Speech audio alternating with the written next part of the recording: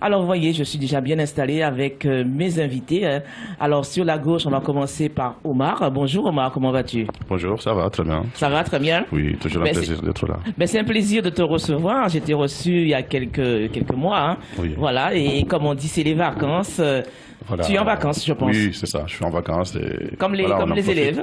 Comme les élèves, moi je suis un petit élève, un peu, ou un gros élève plutôt, un grand élève, et puis voilà. Voilà. Je suis en vacances aussi. En vacances. Ensuite, sur la gauche, toujours, Anazad. Bonjour Anazad, comment vas-tu? Bonjour à tous. C'est un plaisir de te recevoir.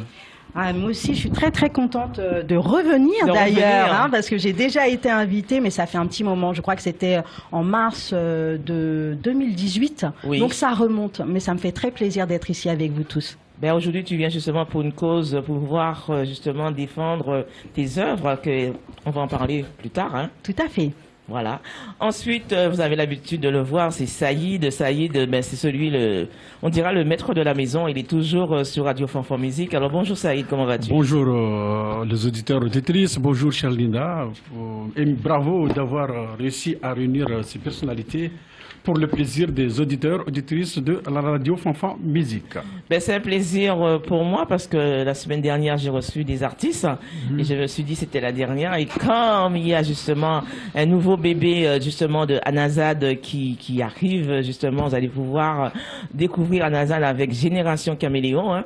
Alors, je ne pouvais pas dire non. Alors, je suis présente aujourd'hui pour faire honneur, mais justement, à Nazad et aussi à Omar et aussi, sans oublier Cissé, qui a un petit retard. Qui arrive, il s'excuse, mais là, il est en train de se garer. Un grand observateur, il sera là avec nous. Alors, aussi, du côté de Tropic Foot, alors Tropic Foot qui se trouve du côté de Saint-Denis, hein. Alors pour toute l'équipe de Tropic Foot, Radio Fanfan Musique, Cadizot comme ça, force, courage et puis le repas toujours à volonté, on peut manger vraiment très bien du côté de Tropic Foot. Alors je pense que tu es déjà parti justement à aller faire un petit tour du côté de Tropic Foot. Ah oui, c'est un très beau moment de vivre ensemble, surtout ceux qui ne partent pas en vacances. C'est l'occasion d'aller avec les enfants, passer des très bons moments. Voilà, je pense qu'il y a tout. Il y a même de jeux pour animation pour enfants. Et c'est très important. Le soleil est là. Voilà, je pense qu'il faut y aller. Alors, c'est pas cher du tout, hein. C'est buffet à volonté, hein. Alors, 9,90 € le midi, du lundi au vendredi, hein, de 12 h à 15 h. Et vous avez aussi le midi, du lundi au vendredi, le soir, de 19 h à 22 h. Hein. Et les horaires, je vous ai donné déjà, c'est 19 h, 22 h le soir, et sinon le matin, 12 h, 15 h. Alors, cela se trouve 14 boulevard Jules Guess, 93 200 Saint-Denis. En plus, on mange pays. On mange igname, on mange banane, on mange tout. Voilà, et puis, comme on dit, on mange aussi haïtien. Hein. On mange haïtien, mais aussi un peu de caribéen aussi. Caribéen. Voilà. Alors, bonjour Freddy, comment vas-tu? Comme on dit, j'ai le plaisir aujourd'hui que tu sois mon technicien. Je te remercie beaucoup, hein, Freddy, hein, et tu fais un travail formidable. C'est vrai que vous voyez, il représente Radio Fanfan Musique dans pas mal d'événements. Hein. Il fait un travail, il est au combat. Je lui dis justement aujourd'hui, vraiment merci pour le combat qu'il entame pour cette belle radio. Hein. C'est pas là, il m'a dit, oui, Freddy, t'es fait le bagage pour radio. C'est pendant qu'il est vivant de lui dire vraiment merci pour le travail que tu effectues. Et merci aussi pour ce matin d'être avec moi dans l'émission Caribbean People. Et comme tu vois, les invités sont déjà bien installés. Alors, si tu as un mot à dire, Freddy, je te laisse la parole. Alors, si j'aurais un mot à dire, je dirais déjà bienvenue les invités dans la Radio Fanfan Musique. De quelque part déjà, ce qui est bien. Saïd, qu'on ne présente plus, bien sûr. Madame, rappelez-moi votre nom. Anazad Amjad. Oh d'accord, c'est un nom qu'on ne peut pas oublier. Malheureusement, si. Non. On l'oublie souvent, mais j'en parle d'ailleurs dans mon livre. Hein, ah d'accord. La problématique du nom. D'accord. Oui, mais ça fait qu'éventuellement, on va pouvoir lire votre livre, hein, ce qui est un plus intéressant, parce que, comme disait Linda, éventuellement, c'est votre dernier bébé en lecture. Ça. Exactement. J'espère que ce sera la lecture de l'été. Ça s'appelle Génération Caméléon. Et c'est parti d'une auto-analyse sociologique de mon parcours. Et à l'intérieur, je vous explique comment sortir de la crise identitaire que chacun d'entre nous peut vivre, dont on n'a pas forcément conscience. Et j'en ai fait une méthodologie et véritablement, j'apporte des outils aussi pour résoudre nos problématiques identitaires et culturelles. Ce qui nous manque souvent, justement, ici à la radio, ne serait-ce l'outil pour tout le monde, éventuellement, parce que si vous avez fait part comment dire, vous avez écrit ce livre, c'est que finalement, vous avez certainement été interpellé par des choses qui vous semblaient éventuellement plus ou moins négatives, et qu'au jour d'aujourd'hui, vous venez nous en parler. Monsieur à côté de vous, alors, bonjour monsieur, vous êtes Omar. Monsieur Omar. Bonjour monsieur Omar. Bonjour. Vous avez une voix de Barry White, si je peux m'exprimer ainsi. Oui, non, mais j'ai l'habitude de m'exprimer dans les médias, donc ça a fait mûrir ma voix. D'accord. Voilà, mais vous aurez pu être aussi, content. vous pourrez être aussi bien à ma place. Pourquoi pas, oui. D'accord. Il faut que j'ai, encore faut-il que j'ai votre talent, je l'ai pas. Mais Non, voilà. j'ai qu'un petit talent. Et puis vous nous présentez qui, quoi ce matin? Parler de quoi? Juste en bref, hein, parce qu'on ne va pas inétologuer, parce que je sais qu'éventuellement, c'est plutôt la directrice qui prendra les mots. Oui, bah, je pense qu'elle aura les mots pour me décrire. Oui, non, mais j'ai pas l'habitude de parler beaucoup de moi, mais d'accord. Je parlerai un peu d'un petit bouquin que j'avais écrit également, mais c'est pas le but aujourd'hui, c'est vraiment parler de notre sœur qui a sorti son livre. Moi, le mien, il date, hein, il remonte. Mais vous savez, je fais à part à ce que vous me dites tout de suite, là, quand vous dites un petit bouquin, moi je pense qu'il n'y a pas de petit bouquin, il y a un grand livre. Excusez-moi, c'est juste un mot, hein, entre guillemets, que j'ai. On verra tout à l'heure, mais oui. C'est vrai que je me donne un peu à l'écriture, donc j'ai la chance d'être un peu parfois promu. Donc on en parlera tout à l'heure, je pense. Mais voilà. Franchement, j'aurais aimé vraiment qu'on s'attarde davantage sur le livre de la sœur, parce que c'est un livre qui est récent et qui mérite quand même qu'on s'y attarde. D'accord, ok. Eh bien, vous avez bien choisi votre radio www.radiofanfanmusique.com dans l'émission Caribbean People présentée par moi-même tous les samedis. Pour la dernière, je reçois justement pour Anazad. Ah ben, voilà. Tu vas y arriver. Je vais y arriver. Génération Caméléon, un super livre justement qu'elle va nous détailler. Mon premier d'ailleurs. Ton premier? Oui. D'accord. Et ensuite, vous avez à ses côtés Omar, voilà, qui est déjà venu sous cette belle radio, hein. Et là aussi, il dit un petit bouquin, mais je pense qu'il a beaucoup de choses aussi à dire. Et sans oublier aussi Saïd, qu'on ne présente plus, l'homme de la maison, hein. Et nous attendons Cissé aussi, qui va venir justement nous en parler aussi. Je pense aussi qu'il a un livre aussi à défendre. Oui, exactement. Il a sorti un livre en 2007, oui. 2007. Ouais. Alors, je sais que tu as des questions, Saïd, à poser justement à Omar. Alors, quelles sont les questions justement sur le livre? Je pense que tu as lu justement le livre qu'il a sorti en édition.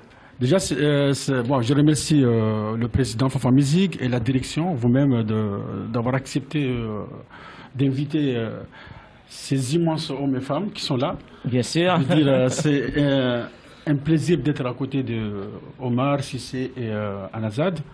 C'est-à-dire des personnalités qui habitent dans les quartiers sensibles de la France et qui, pour moi, représentent beaucoup de choses. Et je crois qu'ils ont un vécu. Et franchement, aujourd'hui, ils n'ont plus le temps d'écrire. Et aujourd'hui, je pense que le plateau, c'est un plateau de qualité.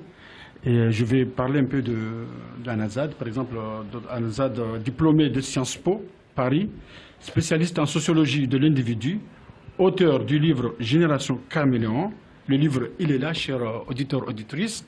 Merci, Saïd. Et puis, en vente dans toutes les librairies et sites en ligne. Alors, vous le trouvez à Amazon, des sites Fnac, Studirama, c'est-à-dire à 13,90 € seulement. C'est-à-dire, ouais, pas cher. Ce mois de juin, bonne qualité. C'est mois de juin, c'est le solde. Anazad a mis un prix pour que tout le monde puisse aller acheter. Ça se lit à la plage, hein, en vacances. C'est la maison d'édition qui a mis le prix. Maintenant, on va facilement en plus. Voilà. Donc, Et là, j'arrive aussi pour notre ami Omar. Omar, diplômé des sciences humaines et sociales, professeur d'histoire. Et aussi auteur du livre Silence de l'être aimé, sorti en 2016 aux éditions Sélécante.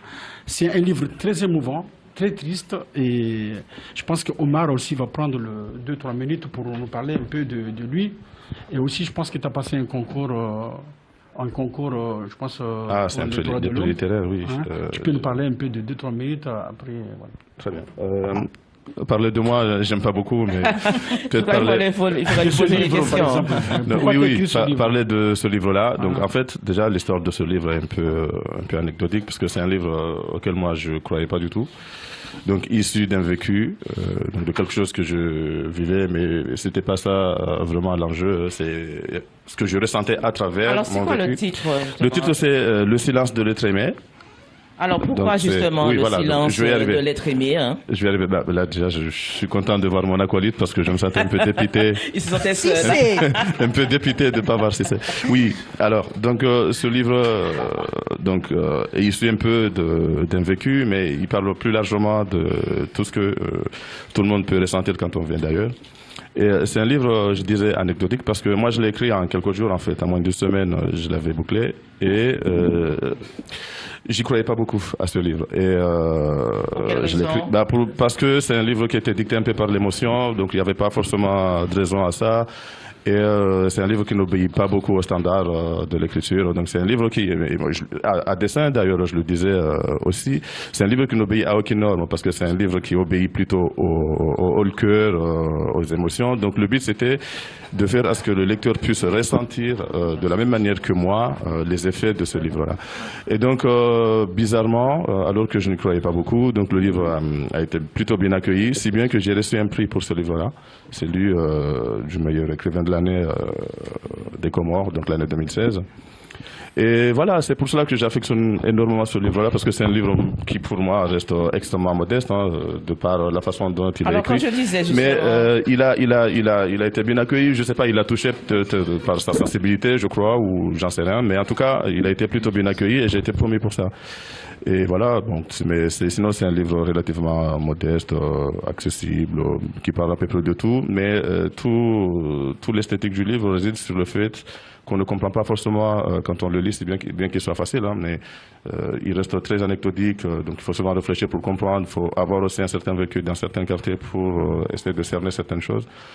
Et je ne l'avais pas vu, ça moi à l'origine quand j'écrivais, mais j'ai lu après. Donc les critiques et notamment les comptes rendus qui ont été faits du livre. Et donc là j'ai vu, ah oui d'accord, ok, donc ça a été accueilli comme ça, ça a été accueilli comme ci, bon.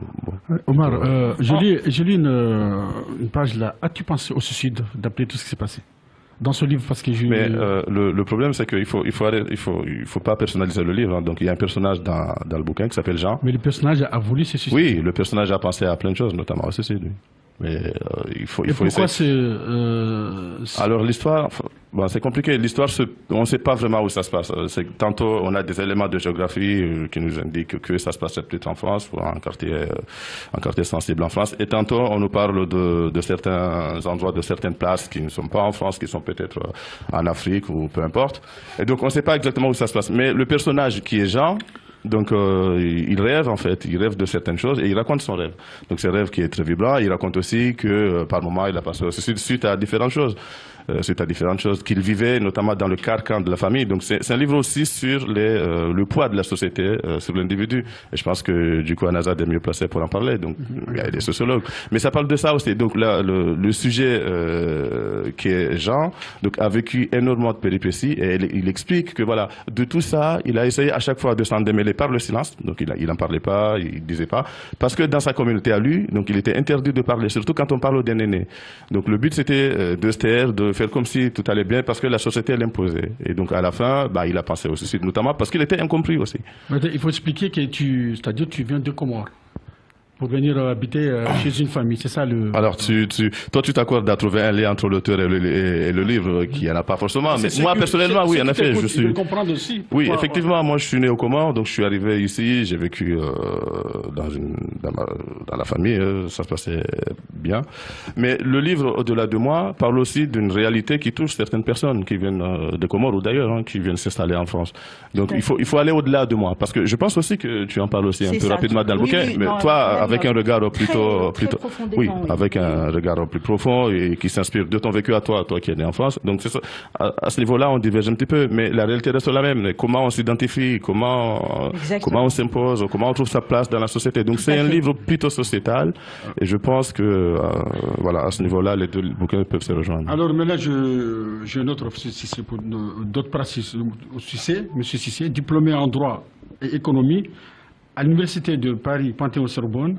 un observateur de la vie sociale et sociétale, vice-président de l'amicale multiculturelle, et aussi il a sorti un livre de sociologie, La raison d'être français, sorti en 2007 aux éditions Amati. Est-ce que M. Cissé, tu peux nous parler un peu Alors tout déjà, je vais dire bonjour déjà à Cissé, hein, avant justement qui se présente, voilà, justement aux auditeurs auditrices de Radio Fanfan Musique, et ensuite de présenter justement le livre dont a défini justement Saïd. Alors bonjour Cissé, comment vas-tu? Bonjour Mesrine. Il faudrait que tu prennes le micro quand même.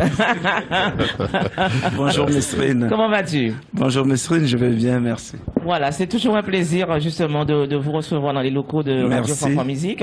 Je sais que vous êtes au combat, vous êtes là pour parler de vous, vous êtes là pour parler de la société, vous êtes là aussi pour parler du malaise identitaire. Il y a beaucoup de choses voilà, qui vous trottent plus ou moins de vouloir justement avoir sa place dans la société, surtout sur la capitale, sur Paris. Alors si c'est depuis que je t'ai vu avec Omar, alors tu as beaucoup de choses, je pense, à nous raconter aujourd'hui. Beaucoup de choses. Ou très peu de choses.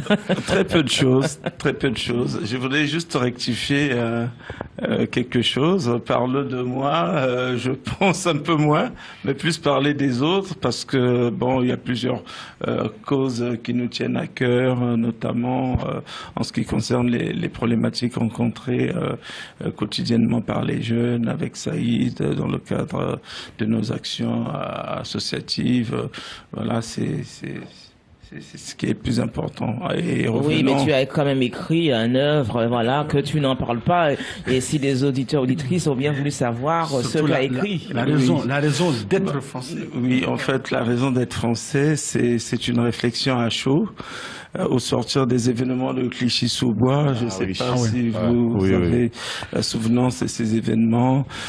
C'était douloureux en ce sens que voir les jeunes se révolter, même s'ils avaient une part de raison entre guillemets légitime, mais on est quand même dans la République, et d'autre part aussi voir que voilà, la République qui se doit de protéger, bon, quelque part aussi il y a certainement eu des failles, des défaillances, voilà, donc c'était une réflexion à chaud qui allait dans le sens de l'apaisement en fait, voilà.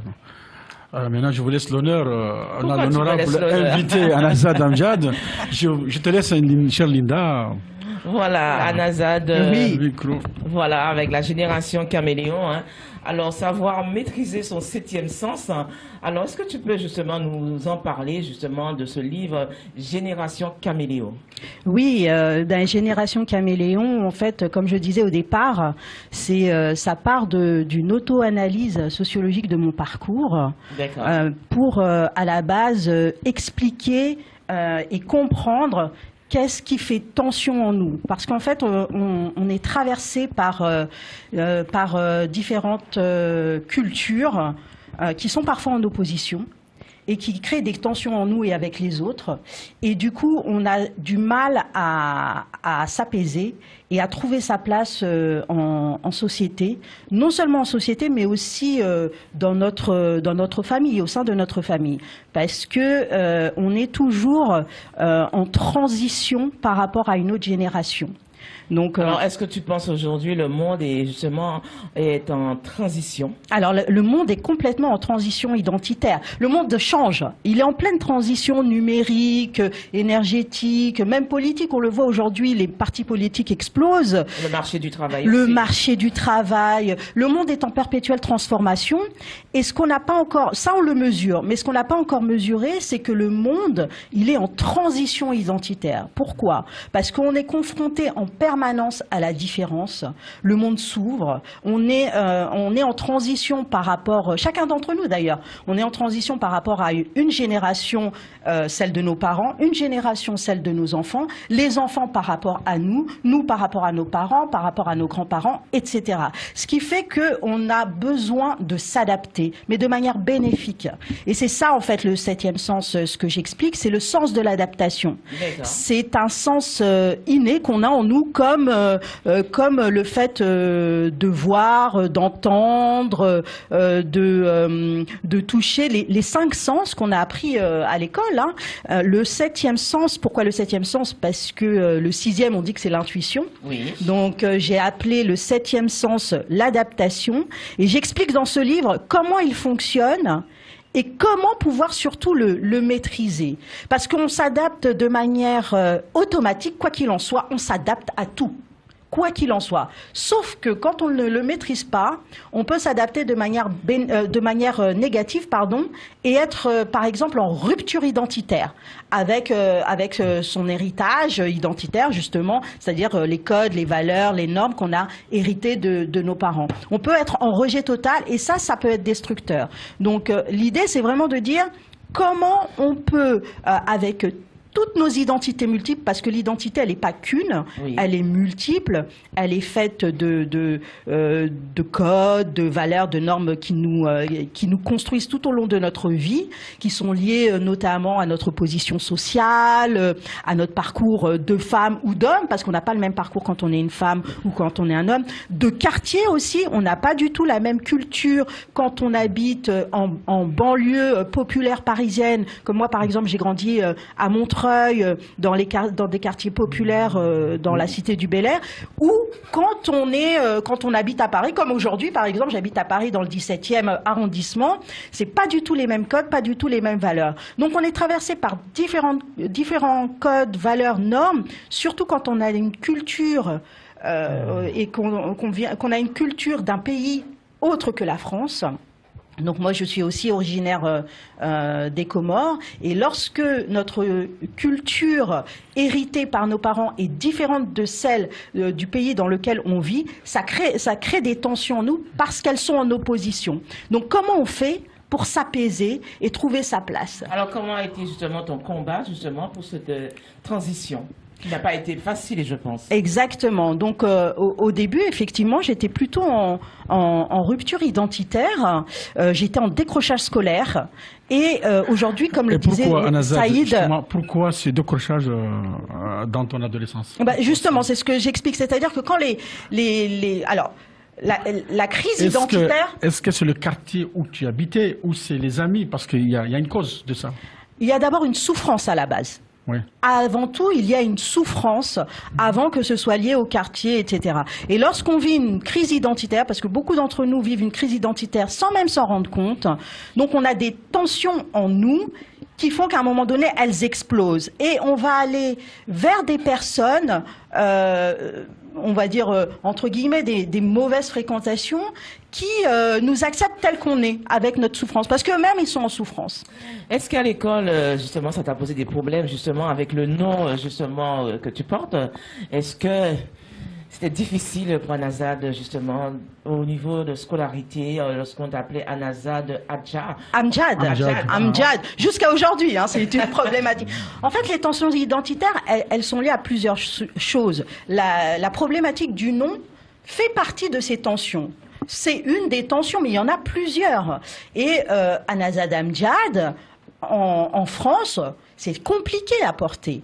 Et toutes les personnes qui ont un nom, un prénom à consonance étrangère, les Abdallah, les Tchaouré, voilà, il y a des problématiques. Ouais. Non seulement déjà, je vois même moi qui m'appelle nègre. Voilà, même nègre. Exactement. Ils disaient même pas nègre, ils disaient négré. Ils osaient même pas. Pour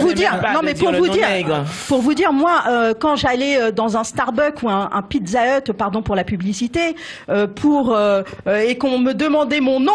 C'était problématique parce que j'osais pas dire Anazad. Je me suis dit, il va me demander comment ça s'écrit, me demander de le répéter. Donc je disais Anna.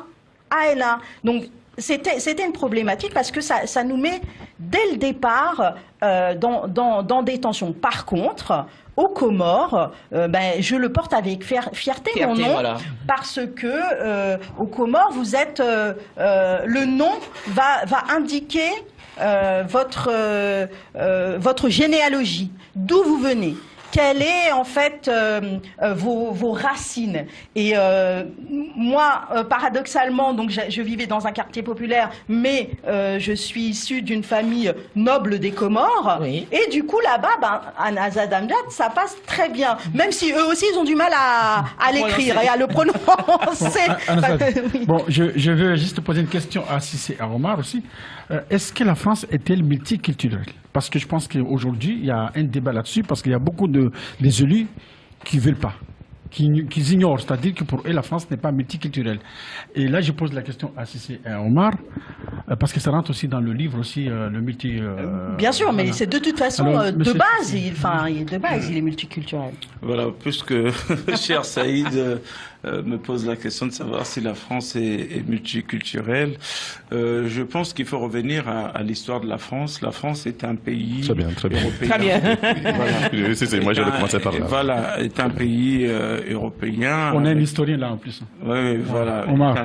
Est un pays européen avec une civilisation un peu basée sur le judéo-christianisme, avec des racines assez profondes. Maintenant, il faut voir qu'au cours de son histoire, la France a pu se construire aussi avec le soutien et l'apport des autres, qu'il a souhaité accueillir en son sein et faire partie de sa structure, de sa composition démographique. Donc aujourd'hui, la France, dire que la France est multiculturelle, pour moi, je pense que l'intérêt n'est pas de dire que la France est multiculturelle. L'intérêt, pour moi, c'est de dire qu'aujourd'hui, la France a pour emprunter la vision que prend notre cher Anazad, la France est amenée à s'adapter avec les populations qui font partie de son histoire. Et moi, le terme multiculturel, ça me choque, ça me dérange un peu, parce qu'il faut pas oublier, il y a une culture franco-française, il y a une culture française. Et je me souviens, lorsque j'ai eu la nationalité française, à l'époque, je crois, à l'époque c'était Chirac qui écrivait, qui disait la France vous accueille avec vos diversités culturelles qui sont compatibles. Une phrase comme ça, si mes souvenirs sont bons, pour venir enrichir la culture française. C'est-à-dire, l'idée, c'est pas de dire que la France est en opposition avec toutes les cultures, les diversités culturelles, mais la France voudrait que ne vienne s'insérer dans sa culture que ce qui est compatible et ce qui va de soi. Bien sûr. Donc voilà, pour ma part, en ce qui concerne le multiculturel. Monsieur Omar, alors toi, parce que je pense que aussi nous, les gens du Sud, nous avons exporté nos cultures ici. Qu'est-ce que tu en penses comme tu es un historien? Je pense que tu peux nous parler de... c'est toujours difficile de compléter Cissé, mais ce qui est vrai dans tout ce qu'il a raconté, c'est que l'apport des cultures différentes en France est davantage une richesse, beaucoup plus qu'un handicap. Et on remonte traditionnellement les premiers contacts, à tort d'ailleurs, les premiers contacts avec les premières vagues d'émigration à la fin ou au lendemain de la Deuxième Guerre mondiale. Mais Cissé a dit une chose qui mérite d'être étayée et qui mérite aussi d'être approfondie, c'est qu'il a parlé des origines judéo-chrétiennes de la France. Et ça, nous sommes donc au Moyen-Âge, mais il faut remonter encore plus loin. Donc il y a 100 000 ans, il y a 50 000 ans, l'homme africain migrait vers l'Europe, vers l'Amérique. Donc nous sommes là au premier contact, aux confins de l'Europe et du monde. Donc les premiers contacts remontent à là. Donc évidemment, on va arriver aussi à la Deuxième Guerre mondiale. Avant même ça, on arrive à la fin du Moyen-Âge, donc entre le 11e et le 13e siècle, avec le vandalisme, notamment des pays du nord de l'Europe, donc qui intègrent, qui pillent un peu aussi, mais qui s'installent également en France et un peu partout en Europe. Et nous arrivons logiquement à partir des années 45, au lendemain de la Deuxième Guerre mondiale, où là, la France a besoin de main-d'œuvre et fait appel à la main-d'œuvre des migrations. Donc la France a toujours connu cette richesse de culture, a toujours connu d'autres cultures, et d'autres personnes sont toujours venues en France, et ça a toujours été une richesse pour le pays, pour la France. Donc on a des échanges, on a des contacts et on a des corrélations. Donc il ne faut pas voir ça comme un conflit, c'est au contraire des cultures qui s'embrassent et qui sont en harmonie dans le territoire français. C'est bien qu'aujourd'hui on peut trouver des personnes comme Anazad qui sont nées en France mais qui sont issues de l'immigration et qui s'intègrent parfaitement en France. Donc mais c'est compliqué quand même. C'est compliqué, bien sûr que c'est compliqué. Je ne parle pas de l'intégration, mais de faire en fait sens avec toutes ces cultures justement qui composent notre identité. Oui, donc c'est pas facile de trouver sa place, notamment quand on vient d'un pays lointain, on s'installe dans un pays déjà multiculturel, avec différentes dimensions, avec différents enjeux, avec déjà des populations qui sont là. Mais la vérité est que si on compare avec ce qui se passe notamment aux États-Unis, là du coup tu vas mieux en parler que moi, avec l'école de Chicago notamment à partir du début du XXe siècle, où on essaie de comprendre l'apport des migrants. Et donc avant l'école de Chicago, donc le migrant était vu comme le délinquant, comme la personne qui va casser ici ou là, qui va commettre des braquages, et ainsi de suite. Donc il a fallu attendre le début du XXe siècle pour que des chercheurs de l'université de Chicago viennent mettre en évidence le fait qu'il n'y a pas forcément une corrélation entre le fait de venir d'ailleurs et la grande délinquance. Aujourd'hui, en France, on n'a pas ces problèmes-là. Donc il y a plutôt une intégration qui est peut-être pas parfaite, mais qui va plutôt dans le bon sens. Et donc il y a, certes, on est un peu en retard quand même d'un point de vue de l'étude sur l'immigration, sur les recherches culturelles par rapport à ce que font les anglo-saxons, mais il y a quand même une richesse à ce niveau-là. Donc j'aurais, pas une objection, mais une question à poser par rapport à ton livre tout à l'heure. Je ne sais pas si j'y vais, mais ça rentre dans le cadre de cette génération. Juste, pardon Saïd, mais je voudrais quand même, moi, amener mon point de vue par rapport au multiculturalisme. C'est pas uniquement, à mon sens, et c'est ce que je défends dans mon livre Génération Caméléon, uniquement une question d'origine d'un autre pays. Ça, c'est une partie de notre identité et de notre multiculturalisme. Mais le multiculturalisme, c'est aussi, comme je le disais tout à l'heure, la culture de quartier, qui n'est pas la même là où on habite, en fonction de là où on habite. La culture aussi d'entreprise, c'est pas la même culture quand on travaille dans une PME ou une ETI ou une TPE, donc une petite ou une moyenne entreprise ou une grande entreprise, que lorsqu'on est autodidacte, par exemple aussi. C'est pas la même culture quand on est sorti des grandes écoles ou quand on n'a pas fait on n'a pas de diplôme, par exemple. On n'a pas cette même culture-là. Et aujourd'hui, le multiculturalisme, il va au-delà de nos origines. Aujourd'hui, là, comme tu le disais, Omar, moi, je suis né en France, toi, tu viens de là-bas. Donc, forcément, on est traversé par plein de choses, par différentes. Et moi, je parle plutôt de multi-identitaire. On a des identités multiples. C'est mieux de parler comme ça. Voilà. Parce que la culture, elle est forcément rattachée à une géographie. Donc, on parlait plutôt d'identité. On peut parler, non, pas forcément. On peut parler de culture d'entreprise. C'est une culture. Oui, mais ça reste une extrapolation du sens étymologique de la culture. D'un point de vue sociologique, la culture, ce sont les normes, les codes et puis d'ailleurs, même si on prend l'exemple que tu as donné de l'entreprise, l'entreprise s'insère dans un milieu géographique donné, dans un cadre géographique donné. Donc il y a toujours un enjeu géographique à ne pas exclure aussi. Voilà, géographique, mais pas forcément d'un autre pays. C'est ça que je veux dire. Pas nécessairement. Là, on est d'accord là-dessus. Pas nécessairement. Parce que là, on parle beaucoup de nos origines, quand même, mais c'est une des parties, c'est celle qui est aussi problématique, bien évidemment. Mais moi, je parlais, et dans mon livre, j'en parle d'une personne, donc j'ai fait des enquêtes pour mon livre, d'une personne qui est franco-française, qui s'appelle Jean et qui habitait dans les terroirs de France et qui est issu d'un petit village. On a le même personnage. Moi, et voilà, j'ai pensé aussi, Jean. Et donc, lui, sa problématique culturelle, c'était par exemple la langue, le langage plutôt, parce que lui, il parlait patois. Et on devait parler un langage soutenu. Ça a été une vraie problématique d'apprendre le langage. Et aussi la culture, puisque lui, il venait d'une famille très pauvre, d'une famille rurale. Il a dû s'intégrer dans un milieu bourgeois. Son père n'avait pas fait d'études. Il est aujourd'hui sorti d'HEC. Et il m'a dit, j'ai dû m'adapter à prendre les codes, les normes de la culture bourgeoise française pour justement avoir cette identité bourgeoise qu'ils souhaitaient acquérir. Alors, qui souhaitaient justement acquérir, je vous ai écouté, je vous ai entendu, hein, et je pense que j'ai un petit problème au niveau de mon micro, non? Je t'entends. Ce que j'entends, ça fait je t'entends très bien.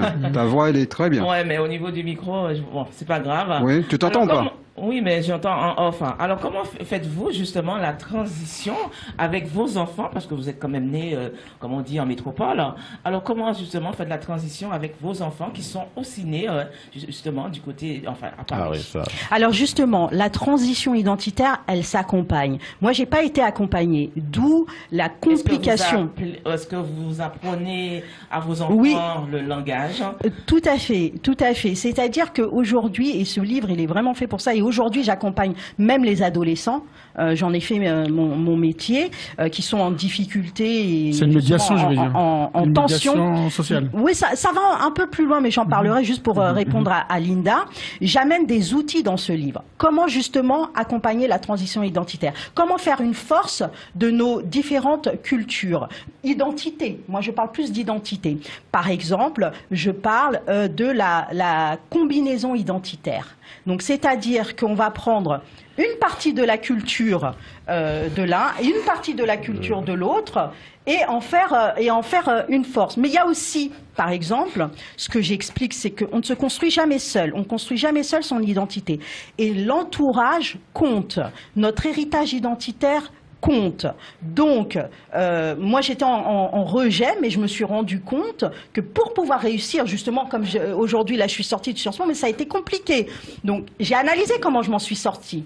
Et pour pouvoir s'en sortir, il faut absolument prendre en considération son héritage identitaire. Et se poser la question, ça s'appelle la double transaction pour soi et pour autrui, c'est-à-dire, qu'est-ce que moi je veux et qu'est-ce que l'autre veut? Et trouver un compromis entre les deux, équilibré. Non, même pour les enfants. Au contraire, il faut leur apprendre ça. C'est-à-dire, c'est important de les accompagner. Une petite page de pub, hein, désolé. D'accord. C'est passionné et passionnant. Il est tient, c'est tout. Radio Fanfan Musique. C'est très enrichissant, justement, les questions. Hein. C'est vrai, parce que moi, je suis née à Paris. J'ai mes enfants qui sont nés aussi à Paris. Oui. J'ai mes parents qui sont de la Guadeloupe. Ça veut dire comme quoi j'ai vécu quand même 10 ans en Guadeloupe. J'ai vu justement la culture antillaise. Mais ça ne veut pas dire que mes enfants, aujourd'hui, je les apprends notre culture, notre patrimoine.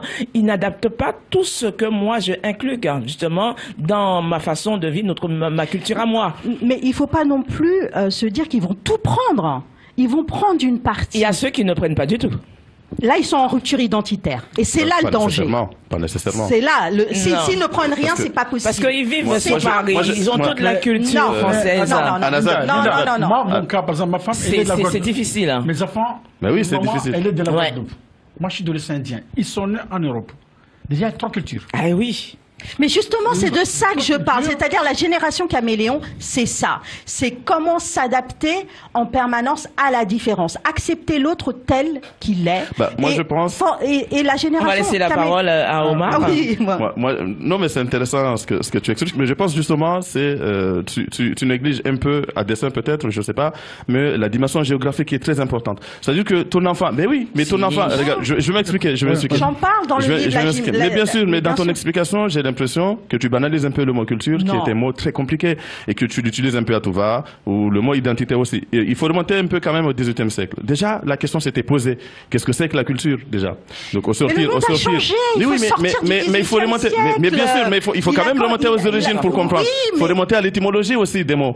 C'est-à-dire que la question s'était déjà posée. Il faut s'adapter au monde d'aujourd'hui. Si tu regardes des immensités, mais des savants énormes comme C.S. par exemple, la question de la culture s'était déjà posée au XVIIIe siècle. Et on se la pose encore aujourd'hui, puisque finalement, on ne sait pas ce que c'est. Mais bien sûr, la culture géographique, c'est une de nos dimensions qui est importante. Oui, mais regarde, ce que je veux dire, c'est que... Quand on est enfant, on se construit déjà à la base avec nos parents. Ce que je t'ai dit, quoi qu'il en soit. Donc, c'est un héritage identitaire. Mais si tu regardes bien, mais si tu regardes bien, l'apport des parents ou l'influence des parents sur les enfants, c'est dérisoire comparé aux influences... Mais en tout cas, comparé aux influences influences extérieures comparées aux influences extérieures. Mais moi, j'ai pas fini. Laissez-moi finir. On va laisser la parole. Ça peut créer une... Je finis. Non, on me comprend pas, j'ai pas fini. On va laisser la parole à Omar. Et ensuite, on va venir avec Anazad. Avec ça, et après, voilà. Donc, ce que je dis, c'est qu'aujourd'hui, l'enfant, à part peut-être les 3, même pas, les 2 premières années où il est en permanence à la maison, il est plus exposé au monde extérieur que ce qui se passe à la maison. Maintenant, tout à l'heure, on va laisser Omar terminer. Maintenant, je suis d'accord avec toi que les valeurs, on peut toujours essayer de les inculquer, mais son enfant a aussi sa personnalité, ce qu'il ne faut pas oublier. Donc aujourd'hui, ton enfant, oui, mais justement, et j'ai un problème aussi avec ce terme de génération, parce que quand tu parles de génération, mais j'ai beaucoup aimé. Génération caméléon, c'est nous tous. Oui, on en fait tous partie. Je vais arriver. Moi, je le recommande ton livre. Je recommande ton livre, franchement, que j'ai beaucoup aimé. Et puis, il y a quand même une profondeur scientifique. Ça, c'est très bien. Toutefois, moi, ma question, j'essayais de trouver une transition pour la poser, c'est pourquoi génération? Parce que quand tu parles de la génération caméléon, sachant que le livre s'inspire de ton vécu à toi pour expliquer le fait que l'homme peut s'adapter au milieu, peut s'adapter à tout en dehors de tes soupçons. Parfois, on a des capacités inouïes d'adaptation dont on ne mesure pas forcément la teneur. Mais quand tu parles de génération, ça renvoie à une certaine chronologie, à une certaine temporalité. Justement, mais tout de même, non. Alors là, c'est parce que ça t'as et le problème, peut-être. Mais alors, ça peut induire en erreur le lecteur non averti qui n'a pas forcément lu le livre. Parce que quand il faut dire que les contacts... Pourquoi? Parce que la génération, c'est dans ce monde contemporain. On fait tous... Mais c'est ça le problème. C'est ça le problème. C'est ça, c'est dans ce monde contemporain. Et la génération caméléon, c'est nous tous. On en fait tous partie. Oui, mais l'homme est caméléon depuis déjà la préhistoire. C'est ça la question. Mais bien sûr, mais ça s'adapte pas forcément de manière bénéfique. C'est ça le problème. Si, justement, parce que c'est ça qui a peuplé le monde. Tout n'est pas parfait. Tout n'est pas parfait. Je n'aurais pas vécu cette tension identitaire. Oui, non, mais on va laisser chacun la parole. Ils sont en parfaite opposition. D'où il y a ces tensions. Mais oui, voilà, moi je pense c'est ça. Je ne dis pas qu'il n'y a pas de tension. Monsieur Cissé. Si tu parles de ce suicide en plus, dans ton livre, il y a des tensions. Bien sûr, il y a des tensions. Tout n'est pas parfait. Alors, juste 2 mots. Juste 2 mots. J'ai vécu en Guadeloupe à l'âge de 4 mois. Je suis arrivé en France à 10 ans. J'avais toute la culture antillaise, caribéenne. En arrivant en métropole, j'ai vu une autre culture qui est la différente, dont je n'ai pas adapté. Pourquoi? Parce que lorsque j'étais aux Antilles, j'étais dehors. Lorsque on faisait à manger, c'était pas la viande saignante. Il y a beaucoup de choses qui ne rentraient pas justement dans ce que j'ai vécu au niveau des Caraïbes. Ça veut dire que nos enfants qui sont nés en métropole, ils vont adapter la culture française.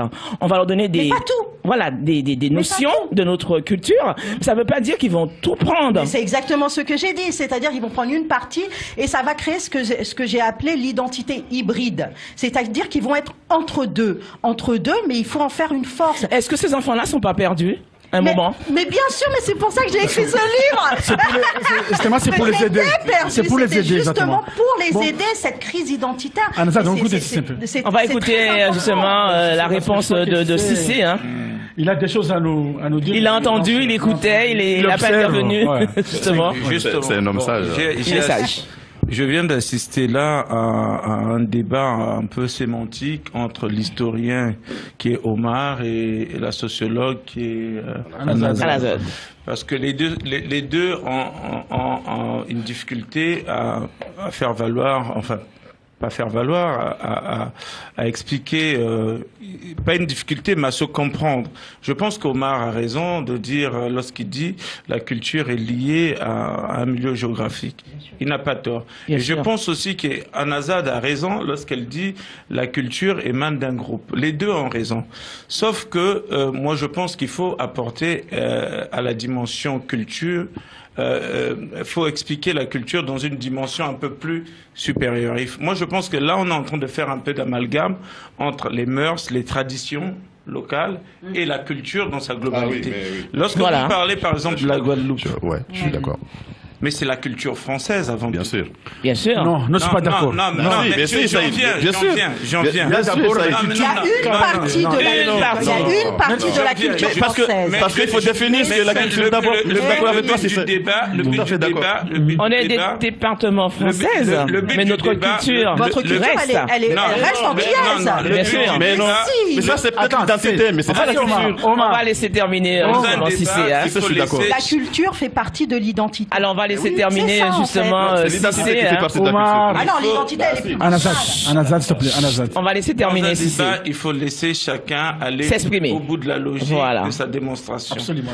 Lorsque je dis en Guadeloupe c'est la culture française, je suis pas en train de méconnaître les traditions guadeloupéennes, les mœurs, les habitudes des autochtones, de ceux qui y vivent. Je suis pas en train de méconnaître. Qu'il y ait aussi, entre guillemets, la possibilité d'appeler ça culture guadeloupéenne, c'est pas ce que je suis en train de dire qu'on ne peut pas le dire, mais voyons comment la Guadeloupe s'est construite. Elle s'est construite par le colon qui est la France, qui a eu une influence forte. Donc, même si les anciens esclaves ont pu se reconstruire, ont pu développer un certain nombre de traditions, ont pu pérenniser celles qu'elles ont reçues depuis l'Afrique, parce que jusqu'à aujourd'hui, le vaudou, ça vient de l'Afrique, ça vient un certain nombre de choses, entre guillemets, je parle. Donc ça prouve que il y a une force dans ces populations. Il y a eu, mais n'oublions pas que c'est l'organisation, est-ce qu'ils n'ont pas justement imposé? Peu importe que ce soit, on sait bien que ça a été imposé, on sait bien que je dirais pas peu importe, parce que le rôle imposé, j'en parle aussi dans mon livre, il est problématique. Quand on impose un rôle, c'est aussi on va y revenir, puisque j'ai parcouru ton livre, on va y revenir. Mais simplement pour dire qu'il ne faut pas, en tout cas là je vois, là on est en train d'aller un peu dans tous les sens, il y a des traditions, lorsqu'Anazad dit par exemple, il y a la culture de quartier, il y a la culture de ceci, mais par exemple on est en France, on ne va pas me dire que oui, à Épinay il y a une culture, et allant à Paris il y a une culture, mais ça c'est vraiment faire de l'amalgame. Il y a des mentalités à Épinay, il y a des comportements qui sont typiquement, la banlieue en général, différents, comparant à Paris, que les gens... C'est l'identité, l'identité elle est différente. On se construit différemment quand on habite en quartier populaire que lorsqu'on habite à Paris dans un quartier beaucoup plus bourgeois. Notre identité se construit forcément différemment parce que les codes, les valeurs, les normes sont différentes. Je suis tout à fait d'accord, Anazad. Moi, j'habite pas à Paris, mais je pense que je fréquente des gens assez aisés aussi, qui ont des codes, comme tu es en train de dire, mais je n'ai pas eu besoin d'habiter là-bas pour connaître ces codes. Oui, sauf que quand on est confronté, par exemple, aux deux, par exemple, quand on sort de quartiers populaires, qu'on part pour aller, par exemple, travailler dans des quartiers un peu plus bourgeois, eh ben, ça peut être problématique. Oui, parce qu'on n'a pas forcément l'adaptation. Voilà, après, c'est une question d'adaptation. Mais c'est pas la culture en soi qui est en cause, c'est l'identité peut-être. Franchement, alors pour moi... Mais oui, parce que tu ne peux pas parler d'une identité. Alors, je crois qu'il y a juste. On va laisser chacun la parole. Parce qu'il y a un problème juste de. On va laisser Cissé terminer jusqu'au bout. Je vais juste clore mon propos. Moi, je pense, lorsqu'on parle de la construction intellectuelle, chacun, aujourd'hui, l'État met en place les structures, les institutions qui permettent à chaque enfant de s'épanouir. Qu'il y ait des défaillances à quelques niveaux, qu'il y ait des choses à améliorer, ça je peux comprendre, il faut, effectivement ça va de soi, mais je reviens encore, je vous dis, Anazad, moi j'habite Épinay, je n'ai jamais vécu Paris, et je n'ai jamais habité Paris, je fréquente des gens aussi aisés, je suis pas là pour dire les noms, mais je fréquente les gens assez aisés, mais quand j'y vais, en tout cas, on ne sent pas la différence. Il n'y a pas de différence. Je me sens pas moins, et eux non plus. Mais parce que tu es un caméléon. Mais il y a d'autres personnes qui se sentent mal à l'aise. Non, je vais vous dire pourquoi. Parce que simplement, je me suis construit, je me suis intéressé aux autres. C'est ça. Je suis curieux, j'ai voulu savoir comment les autres y vivent. Exactement. Les codes que vous dites, c'est pas mystérieux. On lit tous des bouquins. On va à la bibliothèque, on sait comment on vit, on écoute le journal, on écoute voit la télé. Si tout le monde ne le lit pas, mais il faut inciter, d'où le but de notre émission, c'est d'inciter tout le monde à la curiosité, d'inciter tout le monde à s'intéresser aux autres. Je voulais pas dire. Si vous ne vous intéressez pas aux autres, alors quelles sont les motivations? Pardon, je termine juste. Vous savez, j'ai rencontré une dame un jour qui est blanche, qui me dit, on a discuté, qui fait partie de l'élite, et me dit, mais vous savez, Monsieur Cissé, lorsque vous voyez les gens chaque fois dire raciste, vous savez qu'il y a des blancs aussi, lorsqu'ils voient le noir, ils ont peur, parce que nous, on est souvent en retrait. On ne veut pas souvent aller vers les autres. Mais il faut aussi s'ouvrir aux autres pour que les autres s'ouvrent à vous. Mais oui, il y a des gens qui sont effrayés parce qu'ils se disent historiquement, est-ce que ces gens, est-ce que c'est si, est-ce qu'ils ça gangrène quelque chose, est-ce que ils ont des peurs aussi, des peurs qui sont légitimes. Mais c'est parce qu'on se connaît pas, on se connaît pas assez aussi. Pas nécessairement, pas nécessairement. On se connaît. Moi je vois dans les quartiers beaucoup plus bourgeois, ils ne fréquentent pas du tout les quartiers populaires. C'est une réalité. Vous savez, le mythe. Est-ce que le noir laisse justement une ouverture justement à d'autres cultures pour pouvoir partout, il y a des bons et des mauvais. Est-ce que le noir s'ouvre assez? Un peu, mais pas totalement. Moi, on m'a dit, par exemple, mais t'aimes trop ces quartiers bourgeois. Mais je me dis, mais à nous aussi d'y aller. Exactement. Sauf que moi, quand j'habite donc dans le 17e, quartier plutôt un peu plus aisé du 17e, et quand on me voit, on pense que j'ai un logement social. Mais mais après je l'accepte, mais c'est pas grave, c'est les stéréotypes. Mais aujourd'hui je dis mais oui, je suis là et non, et au contraire j'amène là pour le coup une autre dimension culturelle dans ces quartiers-là. Ce que j'ai envie de dire, moi je pense, c'est juste envie de dire un petit mot. La parole à Freddy Derby. Juste envie de dire un petit mot. Tout le monde, effectivement, n'est pas sorti de l'école de Saint-Cyr. On est d'accord, de ce côté-là, on est d'accord. On s'adapte à où qu'on est. Même si on est dans le 17e et qu'on va éventuellement au Champs-Élysées ou quoi que ce soit, effectivement, comme vous dites tout à l'heure, il y a des codes. Ça, c'est sûr qu'il y a des codes. Il y a des codes éventuellement parce que c'est vrai que moi aussi j'habite à Épinay, j'ai fait plusieurs défilés, ne serait-ce au Rix. Il fallait quand même que je montre le côté que je vais pas venir avec une casquette sur la tête, il fallait que je m'adapte aussi. Donc lorsque je vais dans ce quartier, je fais en conséquence de m'habiller, en conséquence d'être positif. Pouvoir, mais on est d'accord. On parle éventuellement juste de s'adapter. Hein. Oui. L'adaptation, elle l'a très bien expliqué dans son livre. Le fait qu'on soit caméléon, ça. Mais en tout cas, ce qui m'a fait plaisir, c'est déjà de voir la pochette de son, enfin la couverture de son livre. Le caméléon, effectivement, ça veut tout dire. Oui, surtout si vous avez bien vu l'image, le caméléon. C'est un très bon livre. Oui, mais et puis surtout le caméléon. Il amène des solutions à cette crise identitaire. Parce qu'on l'a dit, c'est une réalité.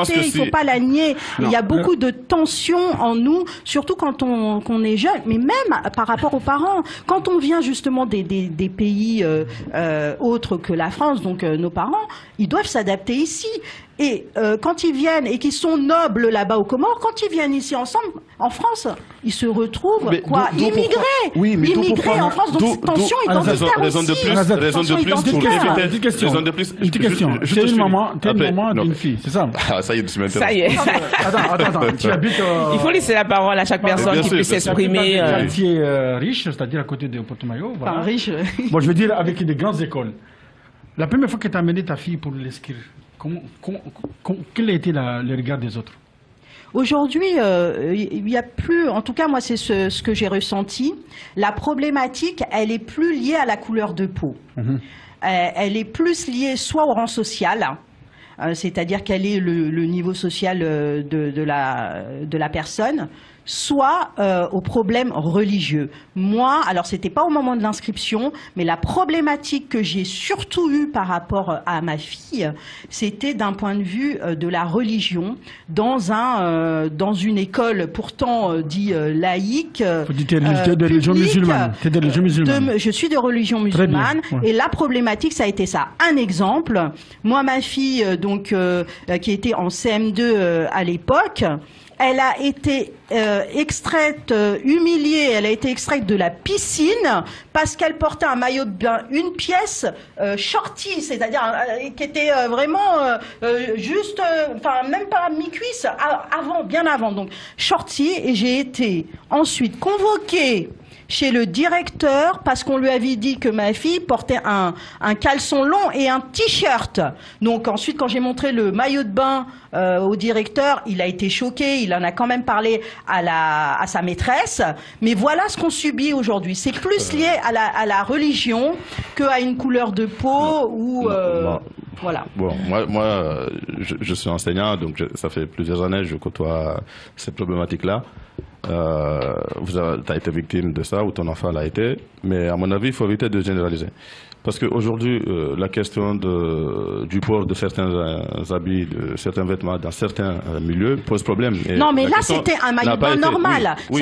Est-ce qu'on peut laisser justement Omar terminer? Pas d'amalgame, mais c'est un maillot de bain tout à fait normal et conforme. Tout à fait normal, comme tu le dis. Donc, ta fille n'a pas pu être discriminée en raison de ça. Donc, forcément, autre chose, et tu attaches ça à la religion. Non, je ne pense pas. Moi, j'ai été convoquée. Non, j'ai été convoquée pour faire parlais tout à l'heure de la religion. Justement, qui termine par rapport à la religion, donc tu as des éléments factuels qui montrent que ton enfant a été indexé de par sa confession musulmane. Elle me l'a dit. Là, à ce moment-là, c'est une déviance et c'est puni par la loi. Donc il faut éviter de généraliser parce que moi aussi, dans mes classes, bon, j'ai pas généralisé, j'ai parlé un peu moins, juste de. Mais ça, c'est pas significatif d'une certaine réalité. C'est ce que je veux dire.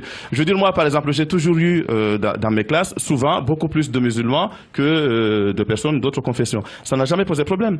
Aujourd'hui, c'est plutôt l'inverse, hein, mais je veux dire, ça n'a jamais posé problème. Parce qu'elle est en minorité. Oui, elle est en minorité. Et c'est ça le problème, c'est qu'elle est en minorité. Le problème pour nous, minorité dans ce pays, c'est que, certes, on peut être parfois victime d'abus, victime de déviance, victime de préjugés, de tout ça. Ça, très bien. Mais toute la problématique, c'est sur le fait que, bien souvent, la victime a tendance à être nombriliste, à ne voir les problèmes que de son point de vue. Le fait que moi j'ai été victime ne veut rien dire sur le fait que les autres l'aient été ou pas. Ce que je veux dire, c'est qu'on a souvent tendance à généraliser. Ça reste un exemple. Mais dans l'ensemble, ce que je veux dire, c'est qu'on ne peut pas cracher dans la soupe. Parce que dans l'ensemble, quand on compare... Saïd m'a demandé est-ce que quand j'ai été inscrire ma fille, donc j'ai parlé de ma fille, j'ai parlé d'un cas précis. Oui, là on est d'accord. On est d'accord sur ça. Là tu extrapoles. Là tu dis... J'extrapole pourquoi? Parce que je sais très bien pourquoi Saïd a posé la question. Non, mais je te dis... Est-ce que je peux poser on va laisser la parole à Cissé. Je voudrais poser une question à Nazad. Recentrons-nous sur le livre d'Anazad. Voilà. Je pense que c'est mieux. C'est mieux. La sagesse. Déjà, je tenais à dire, c'est un livre, Génération Caméléon, c'est un livre qui se lit facilement. Très facilement. C'est vrai. Qui a une dimension pédagogique exceptionnelle de mon point de vue. Merci. Et je pense que ça pourrait aider beaucoup de gens. Moi, il y a un seul moment du livre qui m'a vraiment marqué, notamment dans la page 33, lorsque tu développais le caméléon qui est en nous et comparé au caméléon animal. Le caméléon animal, lui, lorsqu'il se camoufle, c'est beaucoup plus dans le but de se protéger. Mais avec l'homme, c'est plus complexe. Il n'a pas seulement le besoin de se présenter, mais le besoin de se retrouver et de se construire. Tout à fait. C'est exactement ça. Oui, je suis tout à fait d'accord. Les 12 points que tu as développés, en tout cas, bravo à Nazad. Merci beaucoup, Cissé. Et d'où est venue cette idée de voir le caméléon en l'homme, le caméléon en nous? Franchement, d'où tiens-tu cette inspiration? Parce que franchement, c'est... Bon, je vais dire déjà là, on peut l'acheter le livre, c'est-à-dire Génération Caméléon, en vente dans toutes les librairies et sites en ligne. Vous le trouvez à Amazon, des sites Fnac, Studirama, à 13 € seulement, 13,90 €. Merci. Merci Saïd, merci. Si c'est juste pour répondre à Cissé, d'où vient l'idée de ce caméléon? Alors, il y a un livre qui s'appelle Accélération, une critique sociale du temps, qui a été écrit par Hartmut Rosa, qui est un sociologue et philosophe allemand, et qui parle en fait du caméléon social qui s'adapte en fonction de la situation qu'il a en face de lui. Mais il ne va pas faire il va pas en fait établir une cohérence entre toutes ces identités. Et moi, là j'ai été plus loin qu'Hartmut Rosa en disant non, moi je ne suis pas d'accord. Même bon, j'ai beaucoup de respect pour Hartmut Rosa, hein, c'est un grand sociologue allemand contemporain, mais je ne suis pas d'accord. C'est-à-dire que pour s'apaiser, ce caméléon social, et pour devenir pleinement caméléon social, on doit trouver une cohérence entre nos identités multiples. Sinon, on va rester fragmenté en nous, c'est-à-dire qu'on va avoir des identités en nous qui n'auront pas de lien ensemble. Et elles ne vont pas trouver de terrain d'entente. Parce que l'idée, c'est vraiment que nos identités multiples, qui parfois sont en opposition, trouvent un terrain d'entente pour pouvoir s'apaiser. Et ce caméléon social-là, d'où vient le nom Génération Caméléon, il s'adapte de manière cohérente et positive. Ce qui n'est pas le cas du caméléon social d'Armut Rosa. Oui, moi, tu veux... Oui, moi je voulais... Ah oui, vas-y. Une question à Nazad. Donc j'ai bien compris que le 7e sens, le caméléon, ça permet, en tout cas, c'est un levier en fait pour se construire une identité, si j'ai bien compris. Alors le 7e sens, c'est encore autre chose. C'est-à-dire que moi, ça m'est venu comme ça, comme une évidence. C'est-à-dire, je me suis dit, mais en fait... l'adaptation, c'est un sens tel que, donc je ne sais pas si vous savez, mais qui a découvert les 5 sens tels qu'on les étudie aujourd'hui en école primaire, c'est Aristote, donc un philosophe, et je me suis dit, mais moi, je ne suis pas du tout scientifique, je ne vais pas quand même dire que voilà, il y a un 7e sens qui existe. Et en fait, j'ai été rassurée en découvrant que c'était Aristote qui avait découvert les 5 sens. Et j'explique dans mon livre de manière vraiment... entre guillemets, vraiment scientifique, biologique, on va dire, comment ce 7e sens fonctionne. Parce qu'on ne s'est jamais posé la question, qu'est-ce qui nous permet physiologiquement de nous adapter en nous, c'est-à-dire vraiment intérieurement, de manière physiologique, biologique. Et c'est ce 7e sens de l'adaptation qui nous permet ça. Et donc j'explique justement comment il fonctionne, comment on peut arriver à le maîtriser, et aussi comment le nôtre fonctionne. Déjà, il faut découvrir comment il fonctionne, le nôtre. Comment on s'est adapté durant toute notre existence? Comment on a fait? Quelle a été notre stratégie d'adaptation? Parce que le caméléon social, c'est ce qu'il va faire, c'est qu'il va mettre en place une stratégie d'adaptation pour s'adapter à une situation et pour essayer d'apaiser ses tensions. Et c'est cette stratégie-là d'adaptation, c'est notre 7e sens qui nous le permet. Donc vous allez comprendre comment il fonctionne, comment votre 7e sens fonctionne, quelle stratégie vous avez mise en place et quelle stratégie maintenant vous allez pouvoir mettre en place pour vous épanouir de manière bénéfique d'un point de vue personnel et professionnel. Oui, alors, j'ose dire aujourd'hui, bravo à Nazad. Je dirais pourquoi, parce que c'est une petite dame qui se défend, qui a voulu justement sortir de la rue parce que c'était un enfant qui ne voulait pas aller à l'école et qui a eu beaucoup de difficultés scolaires. Tout à fait. Et aujourd'hui, de t'entendre, de défendre, de dire qu'il y a un 6e sens, on peut arriver, un 7e sens. On peut arriver aujourd'hui à s'en sortir parce que lorsque je connais ton parcours, parce que je ne vais pas rentrer encore dans les détails, c'est vrai, tu t'es beaucoup défendu pour arriver à ce que tu es aujourd'hui. C'est vrai, mais j'ai découvert aussi dans mes recherches que j'avais des ressources. Et ça, on n'en a pas forcément conscience de nos ressources. Et étant petit, tu refusais justement ces ressources qui étaient en toi. Exactement, c'est exactement ça. Alors qu'elles étaient là et c'est un ancrage en fait. Et c'est pour ça. Alors c'est quoi le déclic justement qui t'a réveillé? Alors le déclic, en dehors bien évidemment de mes recherches, le déclic, c'est quand je me suis retrouvée dans une réunion d'anciens élèves, parce que j'étais en classe d'allemand première langue, et donc les anciens élèves s'étaient réunis.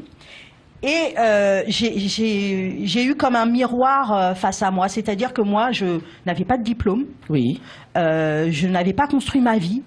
J'avais l'impression de n'avoir construit que des échecs, alors que la plupart d'entre eux avaient de belles carrières déjà, étaient déjà diplômés, avaient été jeunes parents, et je me suis vue dans un miroir et je me suis dit,